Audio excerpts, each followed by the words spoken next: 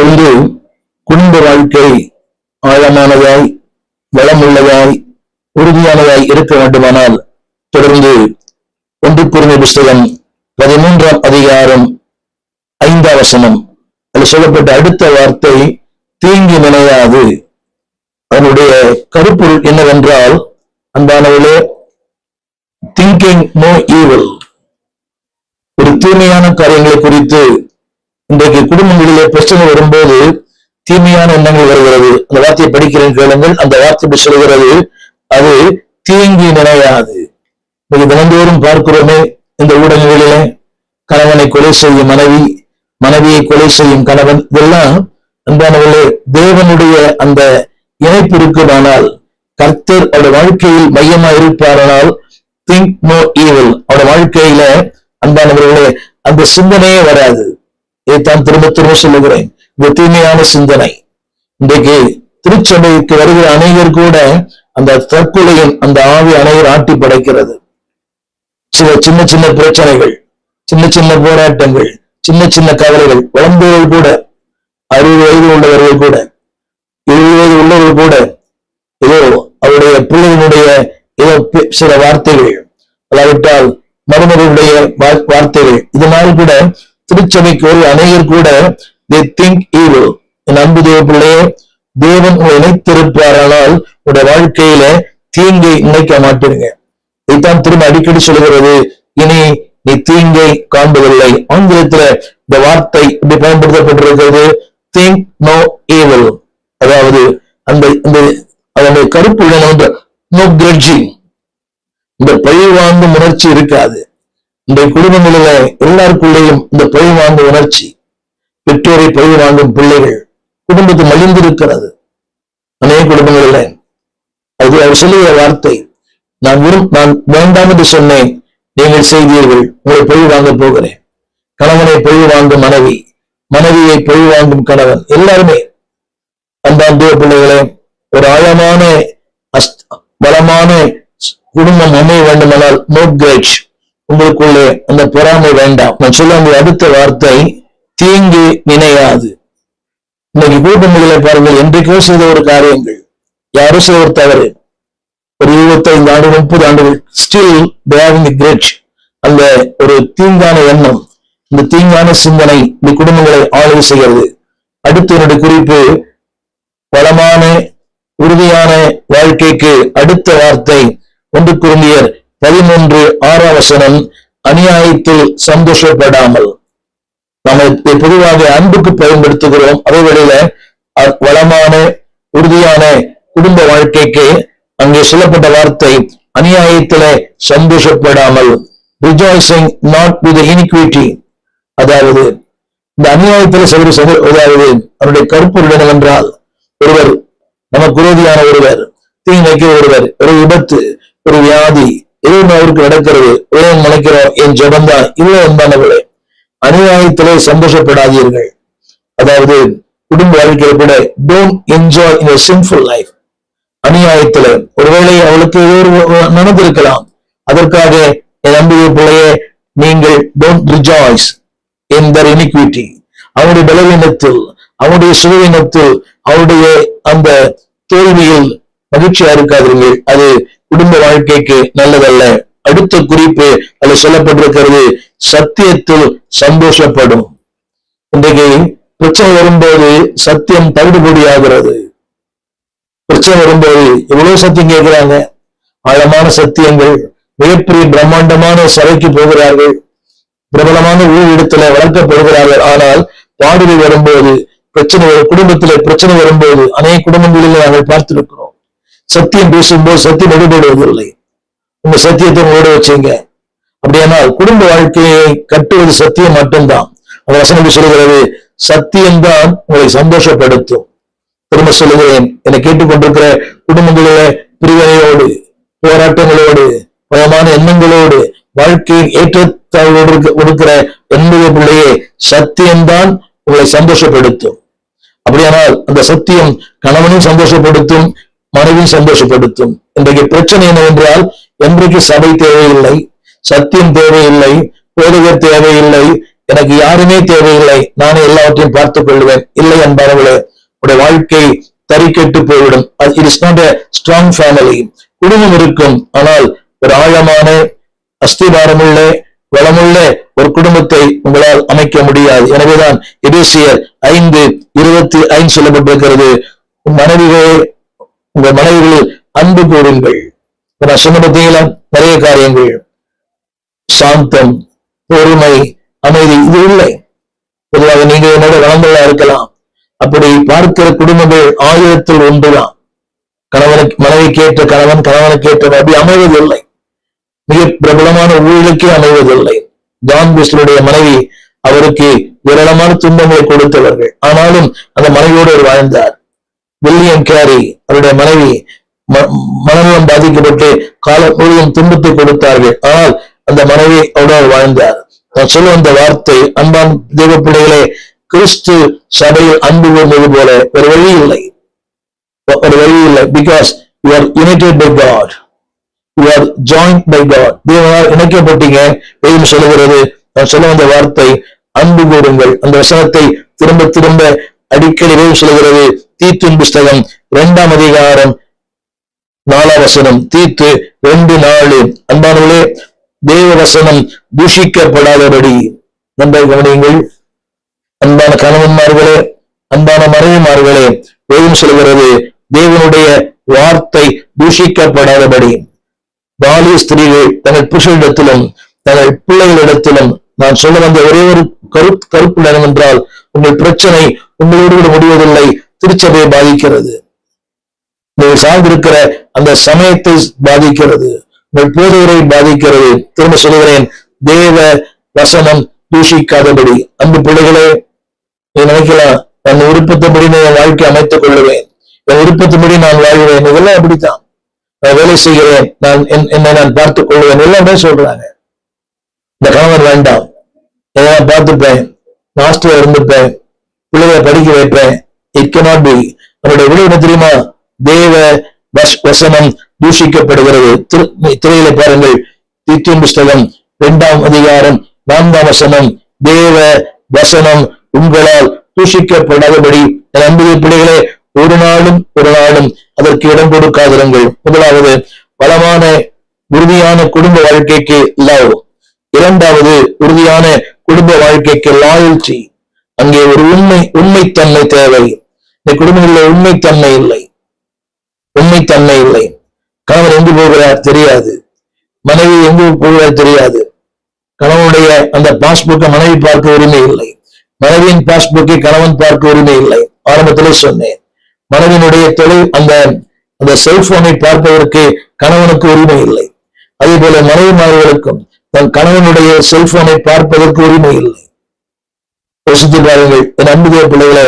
இன்றைக்கும் B transparent, என்றைக்குமே ஒளி மறைவு இல்லாமல் ஒரு வாழ்க்கை வாழுங்கள். அந்த வார்த்தை இப்படி சொல்கிறது, பி லாயல். எபேசியர் புஸ்தகம் 5:31. B loyal. எல்லாரும் சொல்லுகிற ஒரு வார்த்தை கவனிங்கள். அவர்கள் இசைந்து இருவரும் ஒரே மாமிசமா இருப்பார்கள். இசைவு, ஹார்மனி. இந்த ஹார்மனி என்ற வார்த்தைதான் ஹார்மோனியம் என்ற வார்த்தை வந்தது. அது சொல்லப்பட்ட வார்த்தை இசைந்து. மிக கடினம், அந்த இசை இருப்பதில்லை. பல முறை சொல்லியிருக்கிறேன். கணவன் ஆன்மீகரா இருப்பார், மனைவி உலகமா இருப்பார்கள். இங்கே இந்த இருவருக்குமே இது பொருந்தும். மனுஷன் அப்படியானால் அந்த மனுஷனுக்குள்ளே மனுஷி இருக்கிறாள். அவர் சொல்லப்பட்டிருக்கிறது, இசைந்து இருவரும் ஒரே மாமிசமா இருப்பார்கள். இது இந்த நவீன உலகத்துல இது சாத்தியமா என்றால் சாத்தியமில்லை. ஆனால் வேதம் சொல்கிறது இது சாத்தியமே. ஏனென்றால் அவர் ஒன்று சொல்லுவாரானால் நிச்சயமாய் நிறைவேற்றுவார். இரண்டாவது சொல்லுகிறேன், பி லவபிள். இரண்டாவது, பி லாயல்டி. தொடர்ந்து அதே வார்த்தை இப்படி சொல்லுகிறது. 1 கொரிந்தியர் புஸ்தகம் 13ஆம் அதிகாரம். அந்த லாயல்டி என்ற இடத்துல நான் சொல்ல வந்த வார்த்தை, அது திரும்ப 1 கொரிந்தியர் 13:7 திரும்ப விரும்புகிறேன். அதாவது இசைந்திருப்பார்கள் என்ற வார்த்தைக்கு மூல பாஷைகளை க்ளூ. அது என்னவென்றால், ஒன்றை நாம் அந்த க்ளூ தெரியலாம அந்த பசை, அதை நீங்கள் இணைத்திருந்தால், இன்னைக்கு இருக்க இதே இணைக்கிறது, இரும்பை கூட இணைக்குது, பிளாஸ்டிக்கை இணைக்கிறது, மிகப்பெரிய சாதனங்களை இணைக்கிறது க்ளூ. அப்படியானால் அந்த அந்த இசைவுக்கு இதயத்துல கொடுக்கப்பட்ட 2 வார்த்தை, ஒன்று ஜாயிண்ட், இன்னொன்று க்ளூ. என கேட்டுக்கொண்டிருக்கிற அன்புடைய பிள்ளை, இறைவன் உங்களை இணைத்திருக்கிறார். திரும்ப அந்த வார்த்தை சொல்ல விரும்புகிறேன். உங்களால் தேவனுடைய சபை தூஷிக்கப்படக்கூடாது, உங்களால் தேவ வசனம் தூஷிக்கப்படக்கூடாது. எனவேதான் 1 கொரிந்தியர் அந்த 13:7 சொல்லுகிறது, அன்பால bear all things. குடும்ப வாழ்க்கையில சகிப்புத்தன்மை தேவை. சகிப்புத்தன்மை இல்லை என்றால் குடும்ப வாழ்க்கை இல்லை. இன்னைக்கு அனைவருக்கு சகிப்புத்தன்மை இல்லை, கணவனுக்கு இல்லை, சில குடும்பங்களில் மனைவிக்கு இல்லை. என்னை கேட்டுக்கொண்டிருக்கிற அன்பான குடும்ப தலைவர்களே, அன்பான குடும்ப தலைவிகளே, அதாவது அந்த சகிப்புத்தன்மை, அந்த லாயல்ட்டி வரும்போது அந்த வாழ்க்கை கடினம் தான், வாழ்க்கை போராட்டம் தான், வாழ்க்கை பிரச்சனை தான். ஆனால் தேவன் இணைத்திருப்பாரானால் the tough will be smooth. இந்த வாழ்க்கையிலே அந்த கடினங்கள், அன்பான தேவ பிள்ளைகளே, ஒரு பெரிய காரியமே தெரியாது. ஒவ்வொரு நாளும் வாழ்க்கையில பிரச்சனை, everyday there is a new challenges, புதிய புதிய சவால்கள், புதிய புதிய பிரச்சனைகள், புதிய புதிய போராட்டங்கள். ஆனால் நான் சொல்லுற வார்த்தை bear all things. கொஞ்ச நாள் தமிழ்ல தான் சொல்லப்படுறது, சகலத்தையும் அது தாங்கும். ரொம்ப கடினம், குடும்பத்தை தாங்குவதே கடினம். அப்படிங்கிற ஊழியக்காரர்களே, நம்பு போதுகிற மனைவிகளே, மிகுந்த தாழ்மையோடு சொல்லுகிறேன், தாங்குங்கள். கடினம்தான். அநேக சொல்லுகிற வார்த்தை, என்னால முடியாது, இந்த மனிதனோடு வாழ முடியாது, இந்த மனிதனோடு போதும். இல்லை என்றாலே வளமான உறுதியான குடும்ப வாழ்க்கைக்கு அந்த தாங்கும் தன்மை கேளுங்க. ஆங்கிலத்துல bear all things. கவனியுங்கள். சமூகத்துல உண்மையா இருக்கும் போதும் கூட கடினங்கள் வரும். அதாவது உண்மையா இருக்கிறவனுக்குத்தான் கடினங்களே வருகிறது. நான் பார்த்த அளவுக்கு இந்த பொய் பேசுகிறவர்கள், அதாவது இந்த குடும்பங்களை பிரிக்கிறவர்கள், புறம்பூடுகிறவர்கள், அநியாயமா பணம் சம்பாதிக்கிற ஊழியர்கள் கூட பொழுதுபோக்குக்காக, இன்றைக்குள்ள ஒரு மனைவி சொன்னார், ஒரு ஊழியர் மனைவி, சில நேரத்துக்கு முன்பாக, என் கணவன் ஜெபித்து நான் பார்த்ததே இல்லை, என் கணவன் வேதம் வாசித்து நான் பார்த்ததே இல்லை. ஒரு மனைவியின் ஸ்டேட்மெண்ட். அவர் எங்கு போகிறார், எங்கு வருகிறார், காலையிலே போகிறார், 11 மணிக்கு வருகிறார். கேட்டா உனக்கு தேவையில்லை என்று சொல்லுகிறார். இது ஒரு மனைவியின் கூற்று. ஒரு தன் கணவன், ஊழியக்காரனாகிய தன் கணவனை பற்றி மிகப்படுத்தல் இல்லை. என்னை கேட்டுக்கொண்டு அன்பு பிள்ளையே, be loyal to your wife, be loyal to your husband. பிள்ளைகளே, உங்கள் பெற்றோருக்கு உண்மையா இருங்கள். உங்களுடைய தொலைபேசி அவர்களை பார்ப்பதற்கு அனுமதியுங்கள். இது ஊழியர் குடும்பங்களும் நடக்கிறது. எத்தனை ஊழியர் குடும்பங்கள் இன்றைக்கு பிள்ளைகளால் தலைமுனிந்திருக்கிறார்கள். அவருடைய நட்பெயர் கெட்டு போனது. be loyal. அன்பு பிள்ளைகள், சபையில ஆராதிப்பது அர்த்தம் இல்லை. இல்லை ஊழியம், இசைக்கருவி, கொயர் வேண்டாம். be loyal to God. தேவனுக்கு உண்மையா இருங்கள், உங்கள் பெற்றோருக்கு உண்மையா இருங்கள், உங்கள் திருச்சபையின் போதகருக்கு உண்மையா இருங்கள். எங்கு போறேன்னு சொல்லுங்க. நான் வேற எங்கேயுமே போல, இந்த சபைக்கு போகும்போது சொல்லிட்டு போங்க, இந்த சபைக்கு நான் போறேன், அந்த கூட்டத்துக்கு நான் போறேன். அது எதுக்கு ஒரு பொய், ஒரு பொய்க்கு நடத்தும். இன்னைக்கு பாருங்களேன், ஞாயிற்றுக்கிழமை ஒரு சபை, செவ்வாய்க்கிழமை இன்னொரு சபை, வெள்ளிக்கிழமை இன்னொரு சபை, வாழ முழுக்க சென்னையில கூட்டங்கள். அழைக்கிறார், விடுவிக்கிறார், சந்திக்கிறார். நிறைய கூட்டம் நடந்துட்டே இருக்குது. பாட்டு போங்க, இன்ஃபார்ம் பாஸ்டர், உங்க ஊர் எனக்கு சொல்லுங்க, நாங்க இந்த கூட்டத்துக்கு போறேன்னு சொல்லி. அவர் வேண்டாம் என்று சொல்லவே மாட்டார். என் மக்கள் பல குழுவைக்கு போகிறார்கள். பல நானே அவருக்கு உதவி செய்கிறேன், அதற்குரிய பணத்தை தந்து அனுப்புகிறேன். பல இடங்களுக்கு மதிப்புக்குரிய எல் ஜோசப் அவர்கள் இந்த கடந்த வாரத்துல என்னோட சபையிலிருந்து ஏறக்குறைய ஒரு 16 பேரை அனுப்பியிருக்கிறேன் அந்த குழுவைக்கு. நான் சொல்ல வந்த கருத்து என்னவென்றால், பி லாயல், பி ஓப்பன். உடைய போதகருக்கு உண்மையா இருங்கள். பொய் வேண்டாம், பொய் வேண்டாம், மாய்மால வேண்டாம். சமீபத்தாண்டு ஒரு உண்மை சம்பவம். ஒரு குடும்பத்துல ஒரு மரித்து போனார், அடக்கம் பண்ணினேன். ஜபக்கூடுகைக்கு நான் கேட்டேன், ஜபம் வைக்கலாமா? இல்லையா, வைக்கல. அதே வாரத்துல இன்னொரு போதகர் வந்து அந்த ஜபக்கூட்டை நடத்துகிறார் அந்த வீட்டுல. இதற்கு இந்த மாய்மாலமான வாழ்க்கை. B loyal, be open, B transparent. உங்களுக்கு யாரை வேணும், எந்த சபைக்கு வேணா நீங்க போகலாம், எந்த பாஸ்டர் வேணா வீட்டுக்கு வரலாம். ஆனால் அதுக்கு ஒரு ஒளிமறைவு தேவையில்லை. இந்த பேர் வீட்டு வருகிறார். ஒன்னு சொல்ல விரும்புகிறேன், ஒரு சபைக்கு போகிற நீங்கள் உங்கள் சபையின் போகிறதை தவிர வேற யாரையும் வீட்டில் அனுமதிக்காதீர்கள். இன்றைக்கு எது சுற்று மக்கள் ஏராளம். தீர்க்கதரிசனம், அபிஷேகம், வல்லமை, கிருபை, இந்த தகுதி எடுக்கிறேன், இப்படி நிறைய மக்கள் இன்னைக்கு திருச்சபையில உலகம் முழுக்க இருக்கிறார்கள்.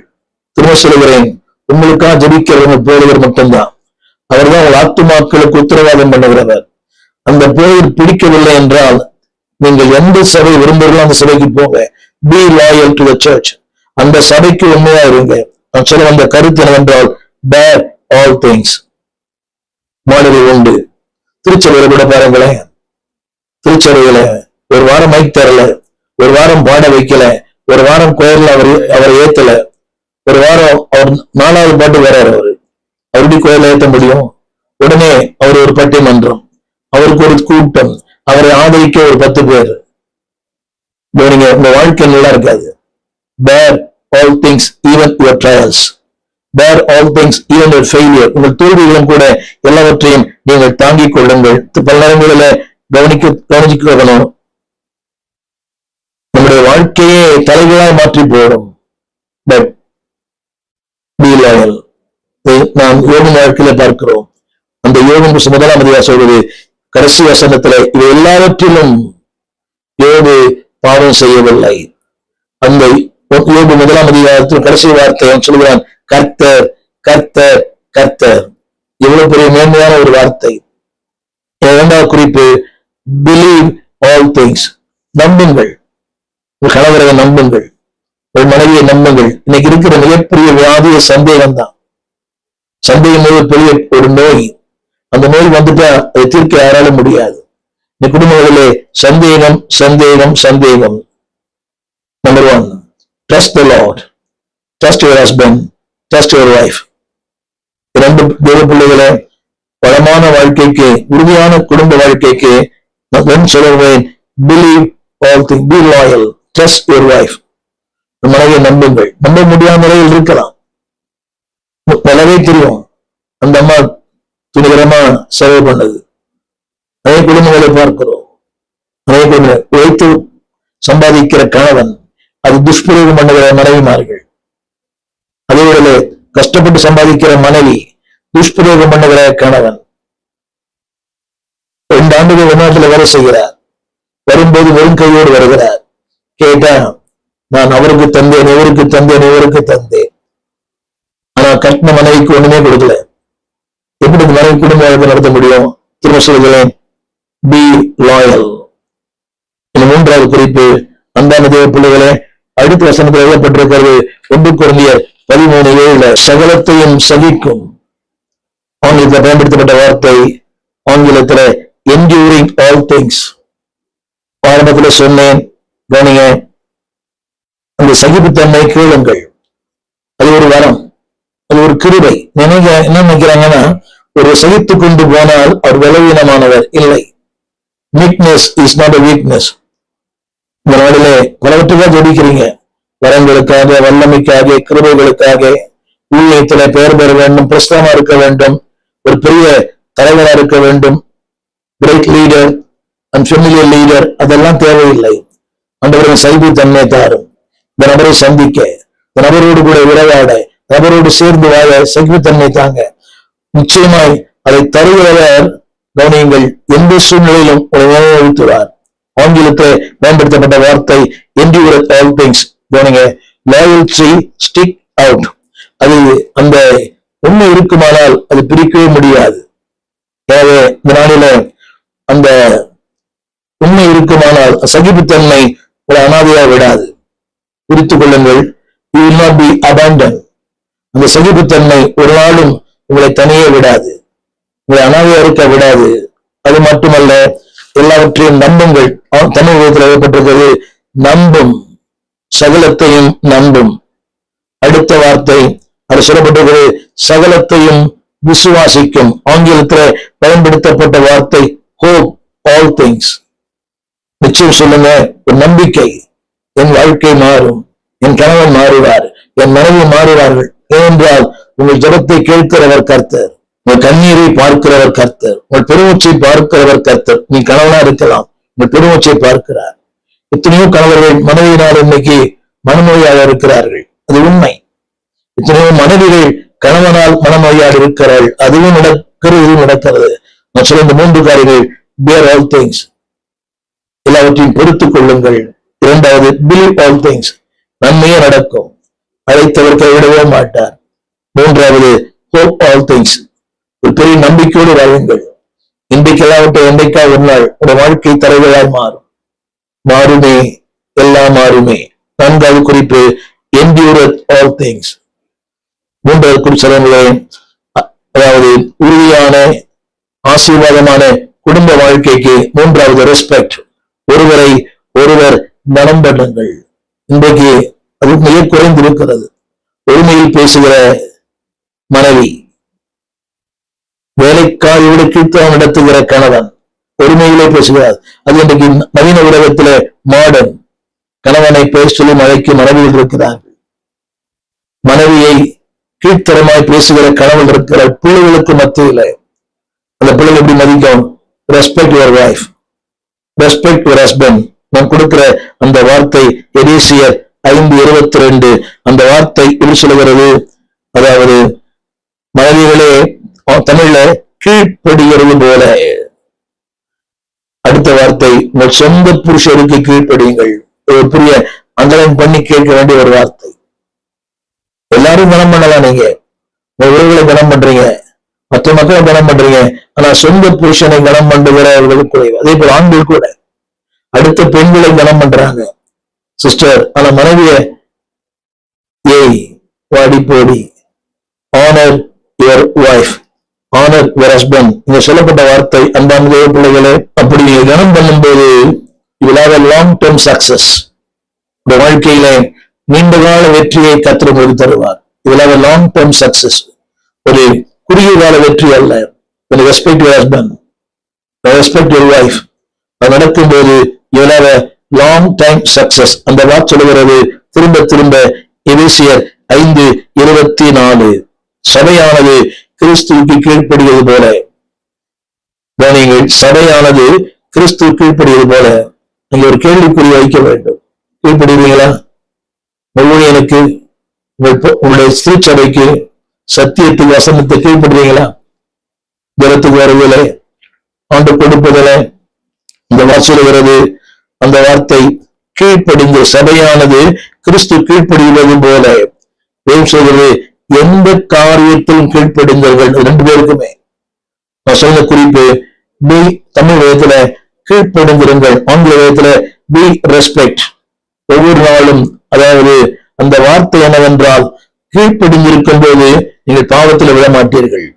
Respect your wife, you will not fall into sin. மலையில குறித்துக் கொள்ளுங்கள். எந்த அளவுக்கு நீங்க மனைவி கனம் பண்றீங்களோ பாவத்தில் விட மாட்டீங்க. எந்த அளவுக்கு நீங்கள் கணவனை கனம் பண்றீங்களோ நீங்க பாவத்தில் விட மாட்டீங்க. அந்த கீழ்ப்படியாம உங்கள் பாவத்தில் விட வைக்கும். புரிந்து கொண்டால் சரி.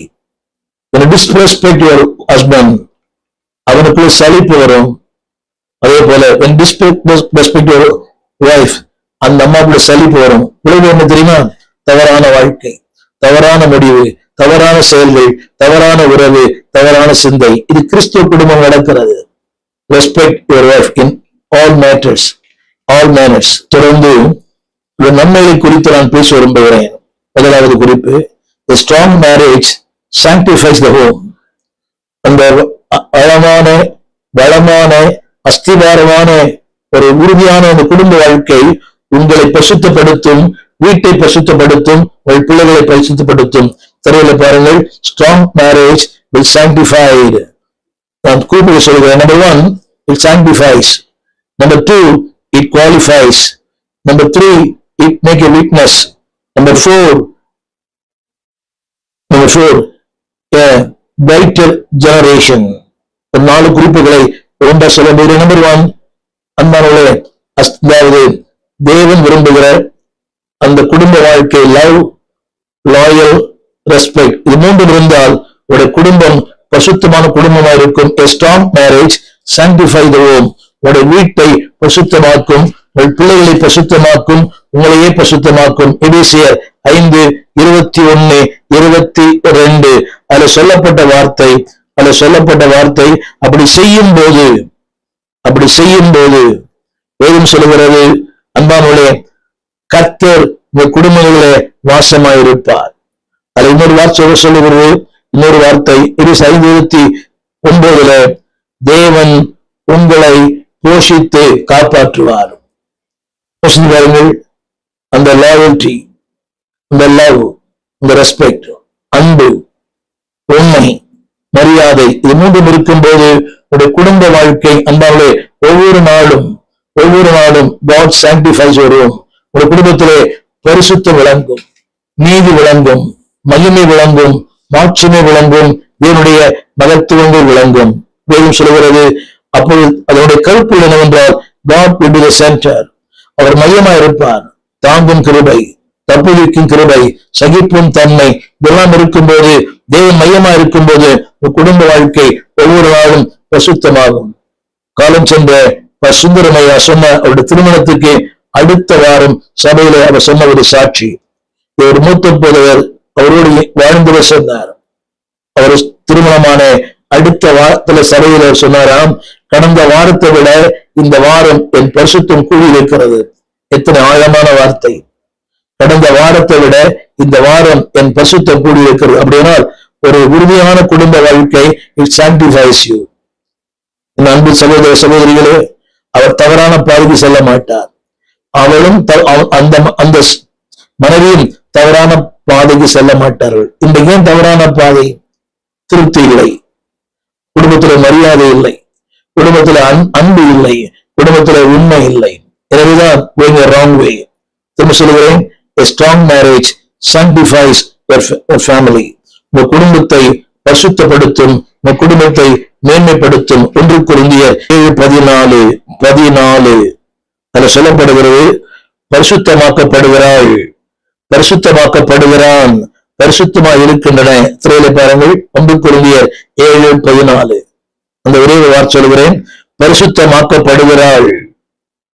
ஒரு குறிப்பில பரிசுத்தமாக்கப்படுகிறான், 2வது வரியில பரிசுத்தமாக்கப்படுகிறாள், அடுத்து பரிசுத்தமாக்கப்படுகின்றன, பரிசுத்தமாக இருக்கின்றன.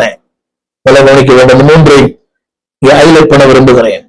இன்னொரு முறை 1 கொரிந்தியர் 7:14 மனைவியால் பரிசுத்தமாக்கப்படுகிறான், அடுத்து 7:14 பின்பகுதி தன் கணவனால் பரிசுத்தமாக்கப்படுகிறாள், அடுத்து இப்பொழுது எல்லாமே பரிசுத்தமா இருக்கிறது. முடிந்தால் ஒரு ஆமீன் சொல்லுங்கள். உங்களுடைய அர்ப்பணம், உங்களுடைய லவ், உங்கள் லாயல்டி, உங்கள் respect, it gives the home sanctification. 2வது, a strong marriage glorifies the Savior. அஸ்திபாரமான ஆழமான குடும்ப வாழ்க்கை ஒவ்வொரு நாளும் தேவனை மகிமைப்படுத்துகிறது. நான் கவனிக்க வேண்டும், உங்களுடைய உறவுகள், உங்களுடைய குடும்பம், it glorifies the Lord. எபேசியர் 5:32 அந்த வார்த்தை சொல்கிறது, அன்பாவே இந்த ரகசியம் பெரிது. ஒரு புரிய நினைக்கிறேன், இந்த ரகசியம் பெரிது. அது ஒரு வார்த்தை எழுதப்பட்டிருக்கிறது. அந்த வார்த்தை 1 கொரிந்தியர் 7:14 அன்பார்களே சமாதானத்தை தருகிறது. 1 கொரிந்தியர் 7:16 ரட்சிப்பை தருகிறது. நான் சொல்ல விரும்புகிற வார்த்தை, உங்களுடைய உறுதியான strong marriage it glorifies the Lord. தேவனை ஒவ்வொரு நாளும் மையப்படுத்துகிறது. உங்களை பார்க்கிறவர்கள், உங்களை சந்திக்கிறவர்கள், உங்க குடும்ப வாழ்க்கையை பார்க்கிறவங்களை கர்த்தரை மையப்படுத்துவார்கள். சில குடும்பங்களை கர்த்தர் வைத்திருக்கிறார். தேவனை மையப்படுத்தும் குடும்பமாய் வாழ்ந்தால் எவளை போல இருக்க வேண்டும். கணவன் மனைவியா இருந்தால் இப்படி இருக்க வேண்டும். அன்பான பிள்ளைகளே, அடுத்தவங்களை பார்த்து தேவனை மையப்படுத்துகிற ஒரு கணவன் மனைவியா நீங்கள் இருங்கள். உங்களுடைய வாழ்க்கை, உங்களுடைய பேச்சு, உங்கள் நடை, உங்கள் உடை, உங்கள் சிந்தனை அத்தனையும் it must glorify the Lord. முதல்ல சொன்னேன், it's sanctify your home. 2வது, நீங்கள் கிறிஸ்துவுக்கு மகிமையான ஒரு glorify, உங்களால் கிறிஸ்து மகிமைப்படுகிற ஒரு வாழ்க்கை, உங்கள் உறவுகளாலே, கணவன் மனைவியினாலே. 3வது, a strong marriage witness to the lost. இழந்து போன ஆத்துமாக்கள் உங்களால் மனம் திரும்புவார்கள். இது உண்மை, இது உண்மை, இது உண்மை. உங்கள் வாழ்க்கையை பார்த்து நடமாடும் நிருபங்கள், நடமாடும் ஆலயங்கள், நடமாடும் சபைகள், நடமாடும் போதகன், நடமாடும் ஒரு போதகர் மனைவி. நீங்கள் போதகரா இல்லாமல் இருக்கலாம், நீங்கள் சாதி விசுவாசியா இருக்கலாம். உங்கள் வாழ்க்கையே அநேகரை மாற்றும். திரும்ப சொல்லுகிறேன், அதாவது வார்த்தை மாற்றாது உடைய வாழ்க்கையை மாற்றும். உங்கள் சகிப்புத்தன்மை, ஆண்டு சொன்ன பார்த்தீங்கன்னா, அந்த என்டியூரன்ஸ், அந்த லாயல்டி, அந்த ரெஸ்பெக்ட், அந்த லவ், அந்த ஒருவருக்கு இருக்கிற அந்த அன்பு, லாயல்டி, ஒருவருக்கு இருக்கிற அந்த உண்மை, சின்ன காரியமானாலும் பெரிய காரியமானாலும் 10 பைசாவுக்கு உண்மையா இருங்க. 10 பைசாவுக்கு உண்மையா இருங்க. கணவன்மார்களே, மனைவிமார்களே, நான் உனக்கு கணக்கு சொல்லணும், உனக்கு என்ன, நீ நான் அதிகாரியா? நிறைய குடும்பங்கள் நான் உனக்கு கணக்கு சொல்லணும், என்ன நம்பிக்கை இல்லையா? That's not like that. Be loyal. Be respect. ஒருவேளை உன் கணவர் அன்பானவர்களே மற்றவர்களை போல திறமைசாலியாக இருக்கலாம், கை நிறைய சம்பாதிக்கவாளா இருக்கலாம், பட் give respect. உன் மனைவி ஒருவேளை அழகு இல்லாதவளாய், படிப்பு இல்லாதவளாய், ஒரு மிகப்பெரிய குடும்பத்தை சார்ந்தவளாய் இல்லாத இருக்கலாம், but give respect. She is your wife. நான் குறித்து சொல்ல விரும்புகிறேன், அதனால ஸ்ட்ராங் மேரேஜ் அடுத்த பரிசுத்தமுள்ள ஒரு சந்ததியை உருவாக்குகிறது. It creates, it instructs for the holy generation. ஒரு பரிசுத்தமுள்ள சந்ததி உங்களால் உருவாகும்படி காட்ட விரும்புகிறார். எபேசியர் புத்தகம் 6ஆம் அதிகாரம் 1ஆம் வசனம். எபேசியர் 6:1. அந்த வார்த்தை இது சொல்கிறது, பிள்ளைகளே உங்கள் பெற்றோருக்கு கர்த்தருக்குள் கீழ்ப்படியுங்கள் என்று நினைக்க வேண்டும். அப்படியானால் உங்கள் மூலம் நீங்கள் கீழ்ப்படிஞ்சாத்தான் உங்க பிள்ளைங்களுக்கு கீழ்ப்படியும். நீங்களே கீழ்ப்படியலாம். உங்களுடைய திரையில என்ன பாருங்கள், it speaks, it instruct next generation. ஒரு அடுத்த சந்ததி உருவாக்குகிற ஒரு மிகப்பெரிய சிற்பாசாரிகளாய் நீங்கள்தான் மிகப்பெரிய பல்கலைக்கழகமாக மாறுகிறீர்கள். கணவன் மனைவிகளே, ஒரு மிகப்பெரிய சரித்திரத்தை உருவாக்குகிற சாதனையாளர்கள். நீங்கதான் ப்ரொஃபசர், நீங்கதான் அந்த கல்லூரியில் இருக்கிற மிகப்பெரிய பேராசிரியர், இவங்க பிரின்சிபல், இவங்க வைஸ் சான்சலர். வேதம் சொல்லுகிறது, உங்கள் பிள்ளைகளை வசனம் சொல்லப்பட்டுள்ளது, பிள்ளைகளே உங்கள் பெற்றோருக்கு கீழ்ப்படியுங்கள். அது மட்டுமல்ல, 6:2, உனக்கு நன்மை உண்டாயிருக்கும், பூமியிலே ஒரு வாழ்நாள் நீடித்திருக்கும். எனவேதான் திரும்ப திரும்ப அந்த வார்த்தை அடிக்கடி சொல்லப்பட்டிருக்கிறது. அன்பு தேவ பிள்ளைகளே, 1 பேதுரு 3:2 அதுல சொல்லப்பட்டிருக்கிறது, போதனையின்றி அவர்கள் ஆதாயம் செய்யப்படுவார்கள். நம்ம ஆமென் சொல்லுங்க. உங்கள் பிள்ளைகள் போதனையின்றி ஆதாயம் செய்யப்படுவார்கள். என்னை கேட்டுக்கொண்டிருக்கிற அன்பு தேவ பிள்ளையே, திரும்ப சொல்லுகிறேன், வளமான உறுதியான வாழ்க்கைக்கு முதல் குறிப்பு லவ், 2வது லாயல்டி, 3 ரெஸ்பெக்ட். இருக்கும்போது உங்கள் குடும்பங்கள் வருங்கால சந்ததி உருவாக்கும். தலைமுறையாக உங்கள் குடும்பம் பேசப்படும். எனவே கடைசி சொல்ல விரும்புகிறேன், அன்பு தேவ பிள்ளைகளை, 1 பேதுரு 3:6, சாராள் ஆபிரகாமை ஆண்டவன் என்று சொல்லினாள். Respect to husband. உலகத்துல அது வேற உலகத்தால் பண்ணலாம். Don't call your husband by name. திரும்ப சொல்லுகிறேன். அதே போல கணவர்களே, பலவீனமான பாண்டம், அதாவது எதில் உடைக்கப்படக்கூடியவர்கள். Be vigilant, be wise. அதில் சொல்லப்பட்ட வார்த்தை, அவர்களும் நித்திய ஜீவனை சோம்பரிக்கும்படி தேவனால் அழைக்கப்பட்டவர்கள். எனவே இந்த நாளில இருவருமே அதாவது நித்திய ஜீவனாகிய கிருபையை சுதந்திரித்துக் கொள்ளும்படி. 3 வார்த்தைகள், நித்தியமானது, ஜீவனுள்ளது, கிருபையை தரக்கூடியது. குடும்ப வாழ்க்கை, திரும்ப சொல்லுகிறேன், நித்திய ஜீவ கிருபையை சுதந்திரித்துக் கொள்ளும்படி. பொறாமை வேண்டாம், கூட்டு மனப்பான்மை வேண்டாம், ஈகோ வேண்டாம். புரியுங்க. ஆரம்பத்தை சொன்ன திரும்ப சொல்லுகிறேன், bear all things, believe all things, endure all things, hope all things. தமிழே, ஸ்தாங்குங்கள், சகித்துக் கொள்ளுங்கள், பொறுமையா இருங்கள். காலங்கள் மாறும், காட்சிகளும் மாறும், வருங்கால சந்ததி பேர் சொல்லுகிற ஒன்றாக மாறும். உங்களுக்கு ஜெபிக்க விரும்புகிறேன். ஜெபிப்போம். வானத்தையும் பூமியும் படைத்த நல்ல ஆண்டவரே, உண்மையான பலமான தேவன் விரும்புகிற குடும்பங்களை எங்கள் குடும்பங்கள் மாறட்டும். நீ சத்துவ குடும்பத்தில் எடுக்கிற அவருடைய முயற்சி, அவருடைய தந்திரங்கள், அவருடைய சூழ்ச்சி, அவன் ஆப்ரேட் பண்ணுகிற விதங்கள் தேவனே நீர் பார்க்கிறீர்.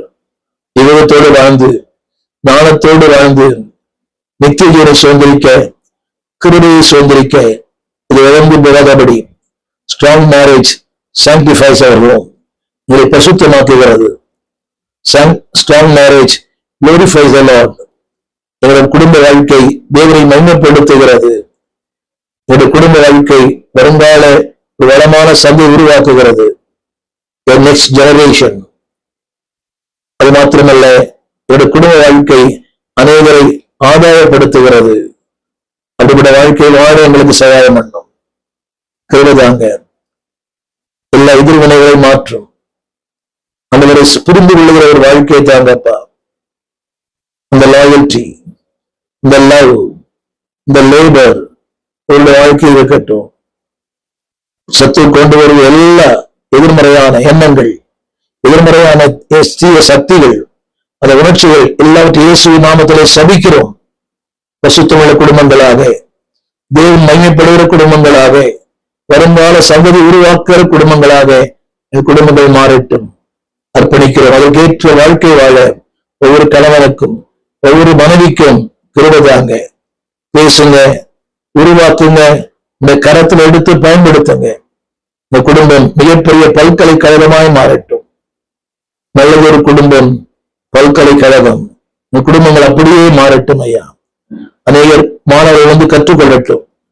ஞானிகள் உருவாக்கட்டும், மேல்கள் உருவாகட்டும், அறிவாளிகள் உருவாக்கட்டும், மாபெரும் ஊழியர்கள் உருவாகட்டும். ஆண்டவரே அர்ப்பணிக்கிறோம். ஆட்கொள்ளும் ஆசீர்வதியும் இயேசுவின் நாமத்தில் நல்ல பிதாவே, ஆமென். அன்பான சகோதர சகோதரிகளே, இது சாத்தியமா என்று கேட்க வேண்டாம். சாத்தியமில்லாத ஒன்றை தேவன் வாழ்க்கையில் அனுமதிப்பதில்லை. சாத்தியமே லவ், லாயல், லேபர், ரெஸ்பெக்ட். ஒளிமறை வேண்டாம், கீழ்ப்படியுங்கள். ஈக வேண்டாம். உங்களை பெண்ணெல்லாம் விட்டுட்டு வாங்க. அவர் ஜனம் உங்கள் ஜனம், அவர் தேவன் உங்கள் தேவன், அவர்தான் நீங்கள். எனவே அதே போல கணவருக்கும் லாயல்டி, ஈக்குவாலிட்டி. அதனால சொல்கிறது, நீங்கள் இருவரும் சமத்துவத்தின் ஆண்டவர், இருவரும் தீர்வரை பெற வேண்டும். Don't give up. உங்கள் பிரச்சனை உங்கள் பிள்ளைகளை பாதிக்கும், வருங்கால தலைமுறையை பாதிக்கும். எனவே ஞானமாய் தேவ கிருபையை சுதந்திரிக்க, நித்திய ஜீவனை சுதந்திரிக்க அர்ப்பணியுங்கள். God bless you. ஆமென். எங்கள் விலாசம்: போதகர் ஸ்டீபன் தேவகுமார், திறந்த வாசல் சபை, நம்பர் 65, பரமானந்த தெரு, 7 கிணறு, சென்னை 600001. தொடர்புக்கு 9841839287. மேலும் 044-4318-3330. எங்கள் மின்னஞ்சல் stephenopendor@gmail.com. எங்கள் தேவ செய்திகளை யூடியூப் சேனலில் பார்த்து பயனடையுங்கள். தேவன் உங்களை ஆசீர்வதிப்பாராக.